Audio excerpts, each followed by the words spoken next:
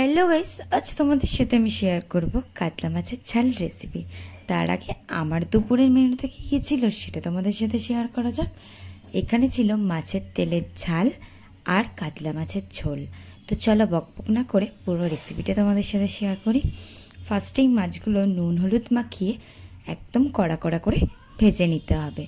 তারপরে সেই তেলের মধ্যে আলুগুলো দিয়ে আলুগুলো ভালো করে কিন্তু ভেজে নিতে হবে। ভাজা হয়ে গেলে আলাদা একটা জায়গায় তুলে রেখে সেই তেলের মধ্যে গ্রেট করে রাখা পেঁয়াজ, গ্রেট করে রাখা আদা, পরিমাণ মতো রসুন দিয়ে ভালো করে নেড়ে চেড়ে ছোট্ট ছোট্ট করে কেটে রাখা টমেটো দিয়ে দিতে হবে।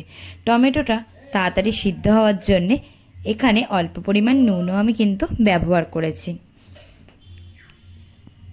তারপরে দেখো টমেটোটা কিন্তু এক সিদ্ধ হয়ে গেলেই এখানে আমরা লঙ্কার গুঁড়ো, হলুদ গুঁড়ো দিয়ে আলুটাকে দিয়ে দেবো। ভেজে রাখা আলুটা দিয়ে ভালোভাবেই মশলার সাথে মাখিয়ে নিতে হবে, নাড়াচাড়া করে নিতে হবে।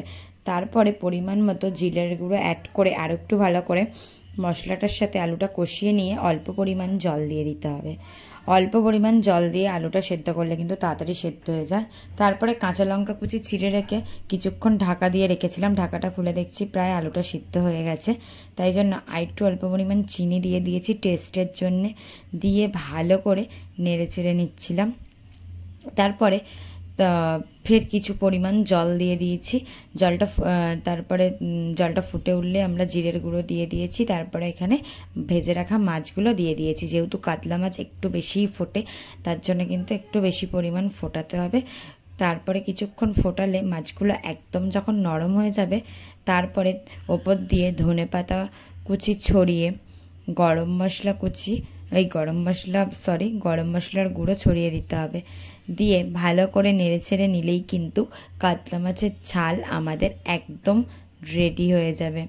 দেখো আমি দেখিয়ে দিচ্ছি, এটা কিন্তু ভালো করে ফুটে উঠেছে আর কাতলা মাছের ঝালটা কিন্তু একদম রেডি। তারপরে কিন্তু আলাদা একটা পাত্রে নামিয়ে রেখেছি, দেখতেই পাচ্ছ। এইভাবে খুব সিম্পলভাবে তোমরাও ট্রাই করে দেখতে পারো, খুব ভালো লাগবে। তো টাটা।